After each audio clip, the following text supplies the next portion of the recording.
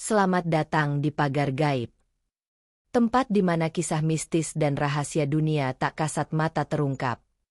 Jangan lupa tekan tombol subscribe, beri like, tulis komentar versimu dan aktifkan lonceng notifikasi agar kamu nggak ketinggalan kisah horor selanjutnya. Karena, di balik dunia nyata, ada yang tak bisa dijelaskan dengan logika. Semua orang tahu, rumah Raffi Ahmad itu megahnya udah kayak istana kecil.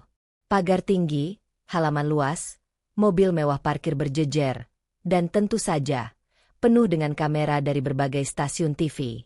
Tapi nggak banyak yang tahu, kalau rumah itu menyimpan satu hal yang tidak pernah Raffi ceritakan ke publik. Sesuatu yang nggak bisa direkam kamera. Sesuatu yang bahkan tak terlihat oleh mata manusia biasa. Hari itu, langit Jakarta agak kelabu. Angin berhembus ganjil, seperti membawa aroma besi karatan. Di ruang tengah, Raffi duduk dengan laptop di pangkuan, matanya fokus ke jadwal syuting minggu depan. Ia tak sadar, di layar CCTV pojok ruangan, sosok hitam berdiri diam di pinggir kolam renang. Nagita baru pulang dari syuting iklan. Langkahnya pelan, lelah. Ia menaruh tas, lalu melirik ke arah Rayanza yang sedang bermain di lantai dengan mobil-mobilan. "Ayah, sini deh," panggil Nagita. Raffi menoleh, bangkit dari sofa. "Ada apa?" Nagita menunduk ke arah anak mereka. Wajahnya mulai berubah. "Lihat deh." Dari tadi Cipung main, tapi dia selalu dorong mobilnya ke arah tembok barat itu. Terus bengong, kayak ngeliat sesuatu. Raffi melirik ke arah yang dimaksud. Dinding besar berwarna putih dengan lukisan abstrak mahal tergantung di tengah. Tak ada apa-apa. Tapi Raffi merasa hawa di ruangan itu berat. Entah kenapa. Biasa kali. Gigi. Anak kecil emang suka bengong. Nagita diam. Tapi di dalam hatinya, ia tahu, ada yang gak beres. 3 hari kemudian, tukang bangunan yang ditugaskan memasang lampu taman mendadak menghilang. Namanya Kang Asep. Terakhir terlihat jam 3 sore saat mengebor di dekat pagar barat, tepat di sisi luar rumah yang jarang dilewati. Ada CCTV, tapi saat dicek, filenya rusak. Layarnya hanya gelap dengan suara gemuruh aneh di latar belakang. Seperti deru angin, atau desis seseorang. Pagi harinya, Raffi ditelepon mandor proyek. "Pak Raffi, maaf ini numpang tanya. Kang Asep bener-bener pulang kemarin sore? Soalnya motornya masih di sini. HP-nya juga ketinggalan." Raffi terdiam. Ia langsung turun ke taman belakang. Benar saja, motor tua warna biru itu masih bersandar di dekat pagar besi. Tapi anehnya, kuncinya masih tergantung. Dan helmnya diletakkan di atas sadel, rapi. Seolah Asep pergi dalam kondisi terburu-buru. Atau dipanggil oleh sesuatu. Sesuatu yang tidak berniat mengembalikannya. Malam itu, Ririe, asisten rumah tangga yang sudah lama kerja di keluarga mereka, mendatangi Nagita sambil membawa nampan teh. Tapi ekspresinya tegang. "Maaf Bu, saya nggak enak ngomong. Tapi, semalam saya mimpi aneh." Nagita menoleh. Penasaran. "Kayak gimana?" Ririe memeluk dirinya sendiri, seperti menggigil. Ada orang tua pakai jubah hitam berdiri di samping pagar barat. Dia bilang, "Perjanjian telah dilanggar. Kami menunggu bayaran." Ruangan jadi hening. Hanya suara angin dari AC yang terdengar. Nagita perlahan menoleh ke arah pagar barat, yang seminggu lalu, mulai mereka bongkar karena mau direnovasi. Dan itulah, saat semuanya dimulai. Malam itu, hujan turun pelan, seperti rintik yang enggan menyentuh tanah. Raffi baru saja selesai menidurkan Rayanza ketika suara ketukan terdengar dari pintu depan. Jam di dinding menunjukkan pukul 1.13 dini hari. "Siapa malam-malam begini?" gumamnya. Ia membuka pintu lewat interkom, tapi kamera hanya menunjukkan gambar buram. Layar bergetar, lalu mati total. Ririe yang ikut terbangun dari kamarnya di lantai bawah mengintip dari balik tirai. Tapi matanya langsung membelalak. Ya Allah, dia datang. Di depan pagar, berdiri sesosok laki-laki tua, mengenakan kain hitam lusuh, tubuhnya kaku seperti patung. Tidak bergerak, tidak berbicara. Hanya menatap rumah dengan mata kosong berwarna putih susu. Nagita yang mendengar keributan turun ke bawah. Rirye mendekat. Suaranya berbisik, hampir seperti doa. Itu Ki Pramono, beliau dukun yang dulu bantu masang pagar gaib waktu rumah ini dibangun. Tapi beliau udah meninggal 7 tahun lalu. Raffi merasa darahnya membeku. Di sebuah acara peluncuran produk, Raffi bertemu dengan Citra Laksmi, seorang produser muda dengan reputasi bersih. Namun sejak bekerja sama dengannya, Citra mulai melihat sisi gelap Raffi yang tersembunyi.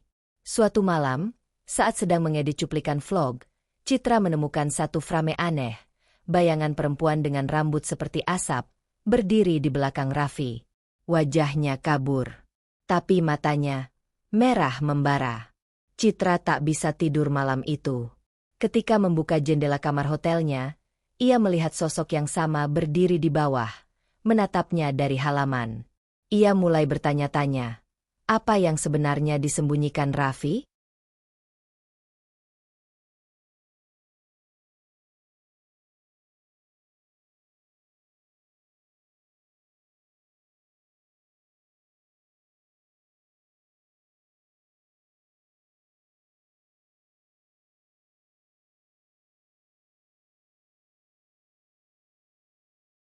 Demi mencari jawaban, Citra menemui Ki Darmawijaya secara diam-diam. Di sebuah warung kopi tua di kawasan Depok, Ki Darmawijaya akhirnya buka suara. Raffi datang padaku tahun 2005. Saat karirnya hampir mati. Ia minta ilmu yang bisa membuatnya abadi di puncak. Aku beri dia ajian Pancasona. Tapi itu bukan ilmu biasa. Citra terpaku. Apa konsekuensinya?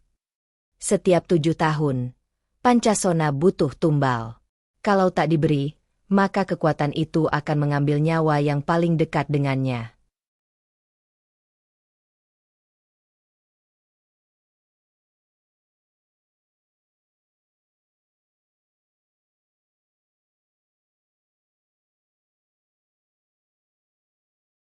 Di rumah megah Raffi, Rayanza mulai menunjukkan tingkah aneh. Ia berbicara dengan teman yang tak kasat mata. Sering berdiri di depan cermin tua di kamar utama, tersenyum sendiri sambil berkata, "Om merah matanya." Seru. Raffi dan Nagita mulai panik. Mereka memanggil ustaz untuk ruqyah. Tapi saat ayat-ayat suci dibacakan, cermin itu retak sendiri. Dari dalamnya keluar suara perempuan, Pancasona belum dibayar. Nagita pingsan. Rayanza demam tinggi, tak sadarkan diri.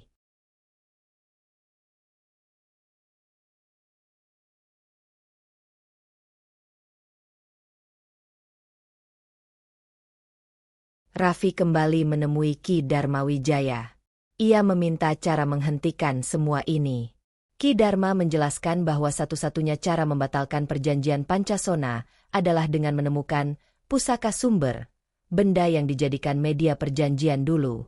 Raffi mengingat di awal karirnya, ia pernah diminta mengubur boneka kayu kecil dan bunga 7 rupa di bawah panggung pertamanya.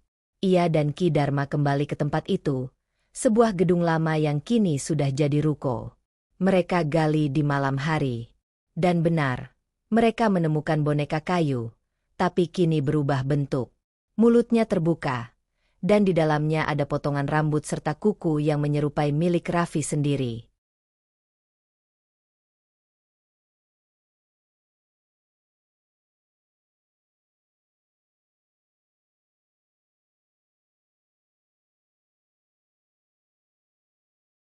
Citra yang semakin terlibat, mulai mengalami gangguan juga. Di salah satu sesi syuting, lampu jatuh nyaris menimpanya. File-file kerjaannya rusak. Dan dalam mimpi, ia didatangi sosok perempuan rambut asap yang mengatakan, "Jangan ikut campur. Kau akan jadi tumbal pengganti." Citra mendatangi rumah Raffi, memaksa Raffi menceritakan segalanya. Raffi menangis, mengakui bahwa ia tak tahu kalau perjanjian itu benar-benar akan menuntut nyawa anaknya. Aku hanya ingin sukses. Cheat. Tapi kalau ini harus dibayar dengan Ryanza, aku tak sanggup.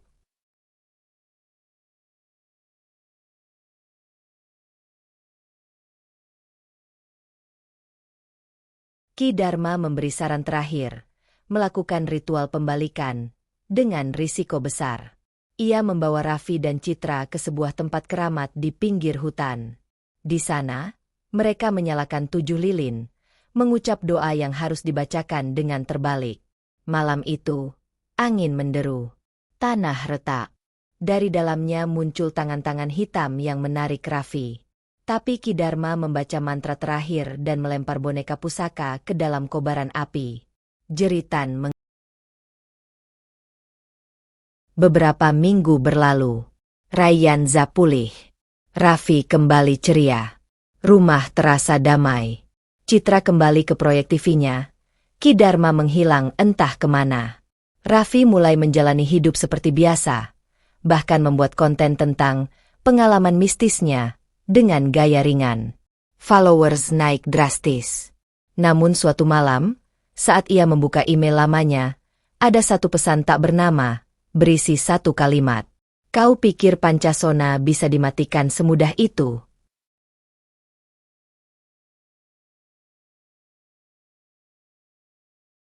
Raffi kembali dihantui mimpi.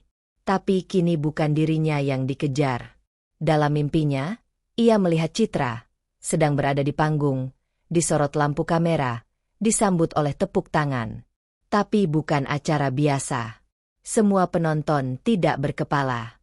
Lalu, Ki Dharma muncul, berbisik. Dia yang kamu korbankan.